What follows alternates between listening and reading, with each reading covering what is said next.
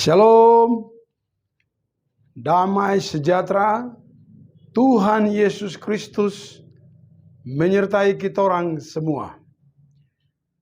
Umat Tuhan yang dikasihi Tuhan, jemaat Tuhan yang dikasihi Tuhan, hari ini kita sama-sama akan belajar tentang kebenaran firman Tuhan yang saya beri judul Orang Pilihan Allah. Mari kita berdoa, meminta tuntunan kuasa Roh Allah yang kudus, sehingga kita diberi hikmat pewahyuan, kita dibukakan sehingga kita mengerti maksud Allah, sehingga kita tidak gagal paham apa yang Bapa di sorga maksudkan. Kita berdoa. Tuhan, Engkau yang menjadikan langit dan bumi, laut dan segala isinya, serta seluruh mata air. Allah yang menebus kami dalam Kristus Yesus Tuhan Anak-Mu. Oleh darah Yesus Kristus, Anak Allah yang kudus, domba yang agung dan mulia. Hamba datang membawa umat-Mu yang mau mendengarkan kebenaran firman-Mu yang Engkau sampaikan melalui YouTube ini. YouTube Jemaat Andreas, Gereja Kasih Bapa di Tanah Papua. Kami percaya Engkau akan memberkati banyak orang yang mau mendengarkan kebenaran firman-Mu. Tuhan Yesus, ajar kami. Beritahu kami maksud-Mu Tuhan. Sehingga kami yang hidup di zaman akhir telah tiba ini, kami melakukan apa yang Aba Bapa di sorga, Yahweh Elohim inginkan. Amin. Bapak Ibu saudara-saudari yang dikasihi Tuhan, mereview kembali khotbah minggu lalu bahwa supaya kita jangan gagal paham, supaya kita bisa mengerti maksud Tuhan, maka kita harus fokus. Kita harus fokus pada saat mendengarkan kebenaran firman Tuhan. Jangan seperti tanah yang di pinggir jalan. Tanah yang di pinggir jalan adalah orang-orang yang tidak fokus dalam mendengarkan kebenaran firman Tuhan. Akhirnya setan datang dan mengambil firman itu. Dan orang itu tidak akan berbuah. Bapak Ibu saudara-saudari yang dikasihi Tuhan, hari ini kita akan belajar bagaimana supaya kita menjadi orang pilihan Allah. Tetapi sebelumnya kita harus mengenal dulu orang pilihan Allah. Apa orang pilihan? Orang pilihan artinya orang yang terpilih di antara semua orang. Dia yang terbaik. Dia yang dianggap layak. Sehingga dia dapat dipilih untuk maksud dan tujuan tertentu. Nah, Bapak Ibu saudara-saudari yang dikasihi Tuhan, di Alkitab tercatat banyak sekali orang-orang pilihan Allah. Tetapi kali ini saya akan mengajak kita untuk belajar dari Nuh. Siapakah Nuh? Dan mengapa sampai dia bisa dipilih Yahweh Elohim, Tuhan Allah di zaman hidupnya. Bapak Ibu Saudara-saudari yang dikasihi Tuhan, di kitab Kejadian pasal 6 menjelaskan kondisi dan situasi manusia pada waktu itu, dan Nuh dipilih menjadi orang pilihan Allah. Jadi sebelumnya di Kejadian pasal 5 menjelaskan siapakah Nuh. Nuh adalah keturunan ke-10 dari anak Adam. Adam memperanakan Set, Set memperanakan Enos, Enos memperanakan Mahalaleel, Mahalaleel memperanakan Yered, Yered memperanakan Henok, Henok memperanakan Metusala, dan Metusala memperanakan Lamek, dan Lamek memperanakan Nuh. Ini kalau kita hitung dari Adam sampai ke Nuh keturunan ke-10. Jadi Nuh adalah keturunan ke-10 dari anak cucu cece buyut Adam. Bapak Ibu Saudara-saudari yang dikasihi Tuhan, di kitab Kejadian pasal 6 menjelaskan bahwa Nuh adalah orang pilihan Allah. Tetapi sebelumnya menjelaskan keadaan dan situasi manusia pada waktu itu. Nah, nanti kita akan lihat kenapa sampai Nuh dipilih Allah. Saya baca kebenaran firman Tuhan. Kejadian pasal 6 ayat 1 sampai dengan ayatnya yang ke-8. Firman Tuhan berkata, ketika manusia itu mulai bertambah banyak jumlahnya di muka bumi, dan bagi mereka lahir anak-anak perempuan, maka anak-anak Allah melihat bahwa anak-anak perempuan manusia itu maka anak-anak Allah melihat bahwa anak-anak perempuan manusia itu cantik-cantik, lalu mereka mengambil istri dari antara perempuan-perempuan itu, siapa saja yang disukai mereka. Berfirmanlah Tuhan, rohku tidak akan selama-lamanya tinggal di dalam manusia. Karena manusia itu adalah daging, tetapi umurnya akan 120 tahun saja. Pada waktu itu orang-orang raksasa ada di bumi, dan juga pada waktu sesudahnya ketika anak-anak Allah menghampiri anak-anak perempuan manusia, dan perempuan-perempuan itu melahirkan anak bagi mereka. Inilah orang-orang yang gagah perkasa di zaman purbakala, orang-orang yang kenamaan ketika dilihat Tuhan bahwa kejahatan manusia besar di bumi, dan bahwa segala kecenderungan hatinya selalu membuahkan kejahatan semata-mata. Maka menyesallah Tuhan bahwa ia telah menjadikan manusia di bumi, dan hal itu memilukan hatinya.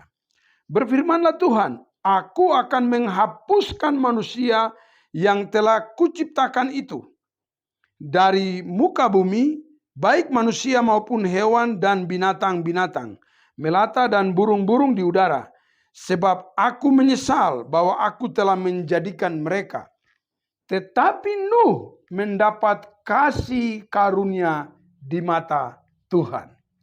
Bapak Ibu Saudara-saudari yang dikasihi Tuhan, Yahweh Elohim menyesal ketika dia menciptakan manusia dan binatang-binatang. Apa yang menyebabkan manusia menyesal? Di ayat yang ke-6 menjelaskan bahwa maka menyesallah Tuhan bahwa ia telah menjadikan manusia di bumi, dan hal itu memilukan hatinya. Berfirmanlah Tuhan, aku akan menghapuskan manusia yang telah kuciptakan itu dari muka bumi. Di ayat 5 mengatakan ketika dilihat Tuhan bahwa kejahatan manusia besar di muka bumi, bahwa segala kecenderungan hatinya selalu membuahkan kejahatan semata-mata. Saudara, Tuhan menyesal Dia menciptakan manusia dan semua makhluk di muka bumi. Kenapa? Karena kejahatan manusia. Semata-mata mereka cenderung melakukan kejahatan. Apa itu jahat, saudara-saudara yang dikasihi Tuhan? Kejahatan berasal dari kata jahat. Jahat itu iri hati dan mementingkan diri sendiri. Itulah sebabnya Tuhan melihat bahwa manusia iri hati dan manusia cenderung mementingkan diri sendiri. Akhirnya Tuhan menyesal dan Tuhan mau punya rencana memusnahkan manusia. Dan sudah dilaksanakan. Artinya Bapak Ibu Saudara-saudari, dari zaman Adam, dari keturunan Adam, 10 keturunan itu semuanya selesai. Selesai oleh apa? Dimusnahkan oleh apa? Oleh Allah. Dengan Allah menggunakan air bah. Satu hal yang paling luar biasa. Bahwa Nuh, keturunan Adam. Dari anak yang ketiga yaitu Set. Bapak ibu saudara-saudari. Dia menjadi orang pilihan Allah. Di ayat 8 berkata, tetapi Nuh mendapat kasih karunia di mata Allah. Nuh menjadi orang pilihan. Bagaimana caranya? Apa yang menyebabkan sehingga Nuh mendapat kasih karunia di mata Tuhan? Kita lihat di ayat yang ke-9 berkata, inilah riwayat Nuh. Nuh adalah seorang yang benar.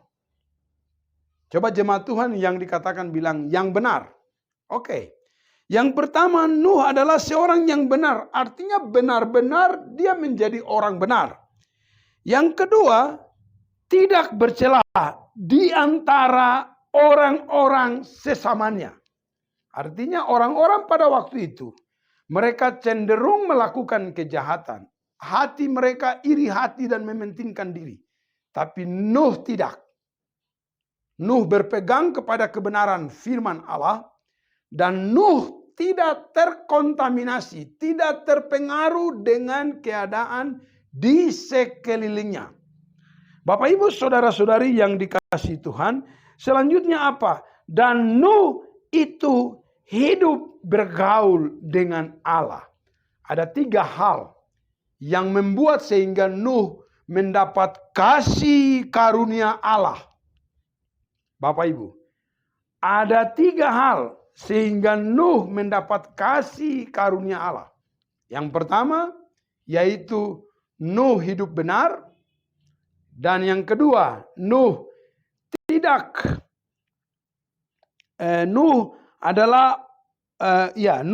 bercelah. Artinya, firman Tuhan, apa yang Allah mau, apa yang Allah inginkan, dia tidak terkontaminasi dengan keadaan saat itu. Kalau saat itu manusia iri hati dan mementingkan diri sendiri, Nuh tidak iri hati dan tidak mementingkan diri sendiri. Saudara, karena iri hati dan mementingkan diri sendiri menghasilkan kekacauan. Nah, Bapak Ibu saudara-saudari yang dikasihi Tuhan, dan yang ketiga, dia bergaul dengan Allah. Saudara, kalau bergaul itu berbicara tentang hubungan. Berarti Nuh punya hubungan baik dengan Tuhan.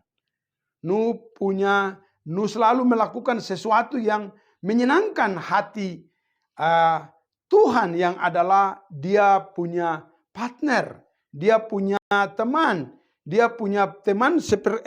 pergaulan pada zaman itu. Nah, 3 hal yang besar ini yang membuat Nuh mendapat kasih dan karunia dari Allah. Bapak ibu saudara-saudari yang dikasihi Tuhan, akhirnya karena Nuh melakukan 3 hal, karena Nuh benar di mata Tuhan, karena Nuh tidak melakukan atau tidak bercela di mata Tuhan, dan Nuh bergaul dengan Tuhan, maka Nuh mendapat kasih karunia, sehingga Nuh bisa disampaikan, Allah berbicara kepada Nuh untuk Nuh membangun sesuatu, yaitu Batra. Karena Allah punya rancangan tadi di ayat 5 dan 6 ke bawah itu, dia mau memusnahkan manusia. Maka Nuh membangun batra, dan firman Tuhan menjelaskan kalau kita baca ayat-ayat selanjutnya, maka Nuh, istrinya, anaknya Sem, Ham, dan Yafet bersama menantu-menantunya, bahkan pasang-pasangan hewan, baik yang haram dan yang tidak haram, masuk ke dalam batra itu. Jadi Nuh adalah orang yang lolos, Nuh dan keluarganya adalah orang yang lolos, orang yang mendapat kasih karunia Allah ketika Allah memurkahi dunia dengan air bah. Bapak Ibu saudara-saudari yang dikasihi Tuhan, Yesus Kristus adalah sang kasih karunia itu. Kejadian Yohanes pasal 3 ayat 16. Yesus Kristus adalah representasi dari kasih karunia itu. Karena begitu besar kasih Allah akan dunia ini, sehingga ia menganugerahkan anaknya yang tunggal, mengaruniakan anaknya yang tunggal, supaya setiap orang yang percaya kepadanya, kepada Yesus ya, tidak binasa melainkan beroleh hidup yang kekal. Kasih karunia Allah sudah diberikan. Dan itu cuma-cuma diberikan kepada saya dan saudara. Saudara, ketika Yesus ada di bumi, Yesus berkhotbah di bukit, dan dia menyinggung tentang keadaan air zaman. Dan dia mengutip di Matius pasal, menulis di Matius pasal, dia menyampaikan dan dituliskan dalam Matius pasal 24, Matius pasal 24 ayat 37 sampai 39. Matius pasal 24 ayat 37 sampai dengan 39 menjelaskan tentang khotbah dari ayat 1 itu menjelaskan tentang khotbah Yesus tentang akhir zaman. Dan di ayat 37 dan 39 menjelaskan Tuhan Yesus contohkan, Tuhan Yesus memberikan gaya hidup, bagaimana orang akan hidup di akhir zaman itu sama persis dengan orang yang hidup di zaman Nuh. Dan disitulah ketika orang lupa dengan segala sesuatu, dia akan datang. Sebab di bagian firman yang lain, dia sampaikan bahwa Yesus sampaikan bahwa dia datang seperti pencuri. Coba kita perhatikan di ayat 37. 37 di Matius pasal 28 berkata, sebab sebagaimana halnya pada zaman Nuh, demikian pula halnya pada kedatangan anak manusia. Jadi kondisi akhir zaman ini sama persis dengan zaman Nuh. Coba kita perhatikan di ayat 37. Ayat 38. Sebab sebagaimana manusia pada zaman sebelum air bah itu makan dan minum, kawin dan mengawinkan, sampai kepada air bah masuk ke dalam sampai kepada Nuh masuk ke dalam batranya, dan mereka tidak tahu akan sesuatu sebelum air bah itu datang dan melenyapkan mereka semua. Demikianlah pula halnya kelak pada kedatangan anak manusia. Demikian pula kelak pada saat kedatangan Yesus Kristus. Bapak Ibu saudara-saudari yang dikasihi Tuhan, kita coba periksa keadaan saat ini. Apakah saat ini manusia sibuk mencari makan dan minum? Oh, sangat jelas. Banyak sekali hari ini orang memprioritaskan hidup untuk makan untuk hidup. Kita membutuhkan makanan. Tapi dengar baik-baik. Yesus bilang begini, carilah dahulu kerajaan Allah dan kebenarannya, maka semuanya akan ditambahkan. Lagian Yesus pun berkata, dia berkata dalam dia mengajarkan kita berdoa untuk minta makanan, itu secukupnya. Artinya supaya apa? Supaya kita makan untuk mempersiapkan diri kita tentang mempersiapkan diri kita tentang kondisi dan situasi. Bukan kita hidup untuk makan, makan untuk hidup. Bapak Ibu saudara-saudari, Yesus tahu, Tuhan tahu bahwa kita membutuhkan makanan. Tapi makanan bukan segala-galanya. Yang segala-galanya adalah firman Allah. Saudara yang dikasihi Tuhan, ada orang hari ini dengan sibuk mencari makanan sampai dia bisa tinggalkan keluarga itu berbulan-bulan, bertahun-tahun, berhari-hari hanya untuk mencari makanan. Saudara tidak salah, tetapi saudara ketika kita mencari makanan, kita memprioritaskan mencari makanan, maka kita berhala di makanan itu. Dan akhirnya konsentrasi kita dibuat oleh setan untuk tidak memikirkan dan tidak mengetahui kondisi-kondisi pada saat hari-hari ini. Bapak Ibu saudara-saudari yang dikasihi Tuhan. Yang berikutnya, kawin dan mengawinkan. Bapak Ibu, saya ketika merenungkan ayat ini, tadi saya melihat sebuah YouTube di mana seorang artis dia kawin 5 kali. Artinya dia suami 1 cerai, 1 cerai, 1 cerai, 1 cerai, 1 cerai. Jadi sampai 5, yang kelima ketika tadi saya baca itu. Genap kawin mengawinkan. Saya 2 hari ini mencari satu orang yang saya anggap dia rohani dan sangat-sangat disayangkan. Dia dalam proses perceraian dengan istrinya di pengadilan. Saya berusaha untuk bertemu dengan dia untuk mau menyampaikan pesan Tuhan bahwa jangan bercerai. Karena itu tidak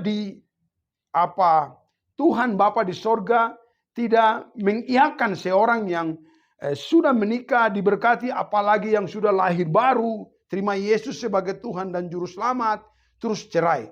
Tuhan Yesus tidak menyarankan, Tuhan Yesus tidak memerintahkan untuk orang itu bercerai. Tapi tadi saya cari 2 hari ini saya belum ketemu. Bapak Ibu saudara-saudari yang dikasihi Tuhan. Dan banyak sekali saudara yang dikasihi Tuhan. Kondisi hari ini orang kawin mengawinkan. Kawin di luar pernikahan. Setelah kawin lagi. Dan kondisi ini sudah terjadi di depan mata kita. Dan kita tidak bisa heran. Dan itu sudah dikatakan oleh Yesus di ribuan tahun yang lalu. Bapak Ibu saudara-saudari, pengalian dilakukan oleh Satan dalam hal kekayaan dan kenikmatan supaya membuat manusia lupa alias tidak tahu dengan kedatangan Kristus. Setan punya banyak strategi, saudara. Setan punya banyak pemikiran-pemikiran yang bisa masuk ke dalam pemikiran kita dan mengubah, bahkan membuat kita itu berpikir yang seharusnya tidak boleh kita pikirkan. Yesus tadi saya sudah katakan bahwa carilah dahulu kerajaan Allah dan kebenarannya. Maka semuanya akan ditambahkan. Bapak Ibu saudara-saudari yang dikasihi Tuhan. Pertanyaannya begini. Bagaimana supaya kita itu bisa hidup benar? Bagaimana supaya kita itu tidak terkontaminasi dengan keadaan di sekeliling kita? Di mana dosa adalah merupakan daya tarik. Di rumah kadang-kadang suami istri bertengkar, suami dan istri dan anak-anak. Di tetangga kanan kiri, di sekeliling kompleks, di kantor tempat pekerjaan, di pasar dan di mana-mana. Daya tarik dosa begitu luar biasa, apalagi handphone. Saudara, handphone itu punya daya tarik dosa itu luar biasa. Bapak Ibu saudara-saudari yang dikasihi Tuhan, handphone diizinkan Tuhan ada untuk mempercepat penginjilan, untuk membuat manusia mengetahui tentang kebenaran-kebenaran firman Tuhan, mengetahui tentang kondisi-kondisi penginjilan yang terjadi di mana-mana. Tetapi handphone juga digunakan oleh setan untuk apa? Untuk memperluaskan kerajaan Allah. Dengan cara apa? Dengan cara menyebarkan gambar-gambar porno, menyebarkan gambar-gambar bokep, menyebarkan berita-berita bohong, hoax, menyebarkan informasi-informasi provokatif, menyebarkan informasi-informasi yang merusak banyak orang. Sekarang pertanyaannya begini, bagaimana supaya kita jangan terpengaruh di zaman hidup kita seperti Nuh? Karena salah satu poin dari Nuh tidak terpengaruh di zaman hidupnya. Dan yang ketiga, dia bergaul karib dengan Tuhan. Bagaimana caranya, saudara? Caranya yang pertama adalah lahir baru. Terima Yesus Kristus sebagai Tuhan dan penguasa tunggal dalam hidup Anda. Itu dulu. Yang kedua, dengar baik-baik. Ini yang Yesus datang 3,5 tahun lebih. Dia melatih murid-muridnya. Dia mengajarkan murid-muridnya. Melatih mereka supaya apa, Bapak Ibu Saudara-saudari? Supaya mereka mengerti maksud abadi Allah. Jadi supaya kita bisa hidup benar, supaya kita tidak bisa terpengaruh dan terkontaminasi dengan orang-orang di zaman hidup kita saat ini, dan supaya kita bergaul dengan Allah, Yahweh Elohim, bergaul dengan Yesus Kristus dan Roh Kudus, maka kita itu harus dimuridkan menjadi murid Yesus Kristus. Sebab hanya murid Yesus yang akan mengetahui apa isi hati gurunya. Hanya Petrus, Yakobus, Yohanes, Andreas, Matius, dan kawan-kawan. Mereka yang memahami cara kerja Tuhan. Makanya Bapak Ibu Saudara-saudari, jika Anda belum dimuridkan menjadi murid Yesus, berdoalah kepada Allah, minta hikmat pewahyuan, supaya Anda dibawa Tuhan, digiring Tuhan untuk dimuridkan. Pasti Tuhan akan mempertemukan Anda dengan orang-orang yang telah mengalami pemuridan, yang adalah betul-betul menjadi murid Yesus. Karena di akhir zaman banyak pengajar-pengajar palsu. Bagaimana caranya supaya kita mengetahui para pengajar palsu itu? Hanya satu cara. Dengan buahnya. Dari buahnya kita mengenal pohonnya. Anda akan mengenal Arius Bisai dari istri dan anak-anak. Anda akan mengenal siapa Arius Bisai dari orang-orang yang pernah dimuridkannya. Anda akan mengenal Arius Bisai dengan siapa-siapa yang ada di sekitar mereka. Gaya hidup mereka, bagaimana mereka mengasihi istrinya, bagaimana mereka hidup bertanggung jawab sebagai seorang ayah, bagaimana mereka hidup menuruti perkataan-perkataan Yesus.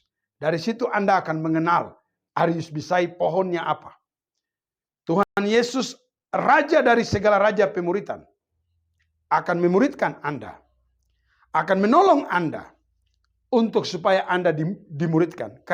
Kenapa? Yesus berkata, pergilah, jadikanlah sekalian bangsa muridku. Itu perintah. Jadi mari perbesar kapasitas Anda. Cari tahu siapa yang menjadi murid Yesus. Bawa dirimu untuk dimuridkan. Menjadi murid Yesus Kristus. Ingat baik-baik. Bukan kami yang memuridkan. Tapi Yesus Kristus sang pembuat murid. Dialah yang memuridkan. Kami hanya alat di tangan Tuhan. Sudah tentu sebelum kami memuridkan, kami telah dimuridkan.